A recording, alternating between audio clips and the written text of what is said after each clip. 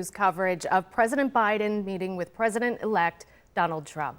The chiefs of staff. No Elon Musk here that we can tell, although we know that Elon Musk, of course, the world's richest man, somebody who's become an outside advisor to President-elect Trump, did travel with him to another event here in Washington earlier today with House Republicans. So let's talk about the transition, right? Because this is something, well, we have all seen Donald Trump in the White House previously. His next administration will not look like his first, Lester, for a number of reasons, including the fact that he is bringing in a number of close loyalists, allies, people who have stuck with him despite his election fraud lies that he put out there after 2020 and his legitimate loss, people who he believes are true MAGA believers and who will fight for him on the international stage and domestically. Of the big four cabinet positions, he's named two, at least one officially, and that is Pete Hegseth. This is a controversial choice. He is best known for being a Fox News host. He will lead the Department of Defense, according to the Trump-Vance administration, according to the president-elect himself. He is a veteran himself, Hegseth, but he doesn't have that kind of traditional DOD Pentagon experience.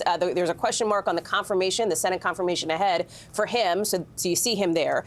We also understand, based on our reporting, that Florida Senator Marco Rubio is set to be named Secretary of State. That official announcement from the campaign has not come yet, but it seems to be pretty locked in at this point. Senator Rubio, when asked this morning, did not address this. He said he would defer, of course, to the president-elect's team to make that decision. We're still waiting on who might be named Treasury, Secretary of the Treasury, and who might be named the next Attorney General to lead the Justice Department. And those are two really crucial roles, considering that President-elect Trump has talked a lot when it comes to the economy, about tariffs, about what he wants to do to, in his view, improve the economy.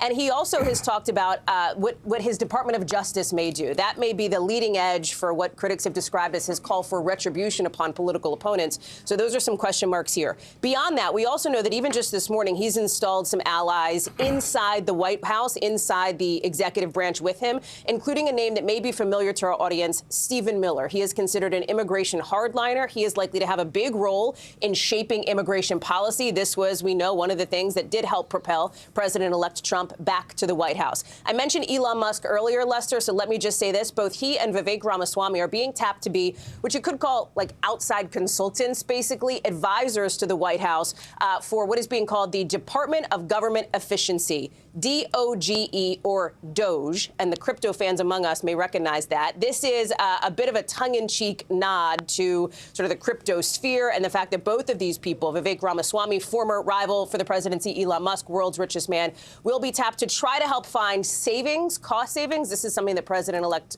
Trump talked about frequently on the campaign trail. Lester. All right, Hallie Jackson. Hallie, thanks. That concludes this NBC News special report. We'll have much more ahead on our streaming network, NBC News Now, online at NBCnews.com, and a full wrap-up when I see you back here for NBC Nightly News. I'm Lester Holt in New York. Thank you for watching, everyone. Have a good day. And we'll continue midday right after this break.